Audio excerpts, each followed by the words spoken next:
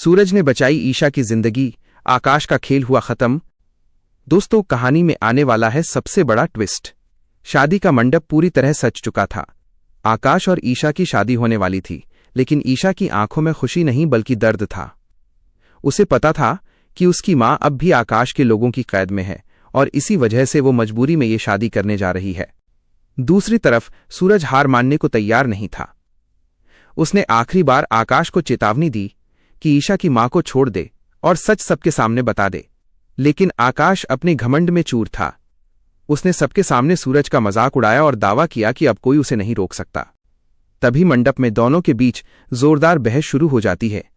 ईशा रोते हुए दोनों को शांत करने की कोशिश करती है, लेकिन आकाश किसी की सुनने को तैयार नहीं होता।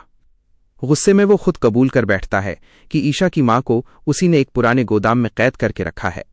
ये सुनते ही वहां मौजूद लोग हैरान रह जाते हैं। सूरज तुरंत पुलिस को सूचना देता है। पुलिस और गांव के कुछ लोग गोदाम की तरफ दौड़ पड़ते हैं।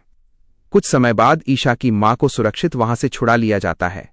जब ईशा अपनी मां को देखती है तो दौड़कर उनसे लिपट जाती है। मां बेटी का मिलन देखकर पूरे गांव की आंखें नम हो जाती हैं।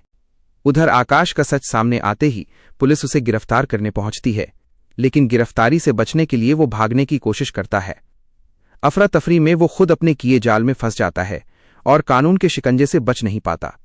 अब पूरे गांव को समझ आ जाता है कि सूरज शुरू से सच बोल रहा था। ईशा भी सबके सामने कहती है कि उसने हमेशा सिर्फ सूरज से प्यार किया है और आकाश ने उसे मजबूर करके अपने साथ रखने की कोशिश की थी। कुछ दिनों बाद पुलिस जांच में आकाश के सारे अपराध साबित हो जाते हैं। ईशा की मां के अपहरण से लेकर जबरदस्ती शादी करवाने की साजिश तक हर सच सामने आ जाता है। आखिरकार सूरज और ईशा की जिंदगी से डर और मजबूरी का साया हट जाता है। दोनों महादेव के मंदिर में जाकर भगवान का आशीर्वाद लेते हैं और एक नई शुरुआत का फैसला करते हैं। लेकिन क्या आकाश के पीछे छिपे बड़े राज भी सामने आएंगे? क्या सूरज और ईशा की खुशियां हमेशा कायम रहेंगी? यही सवाल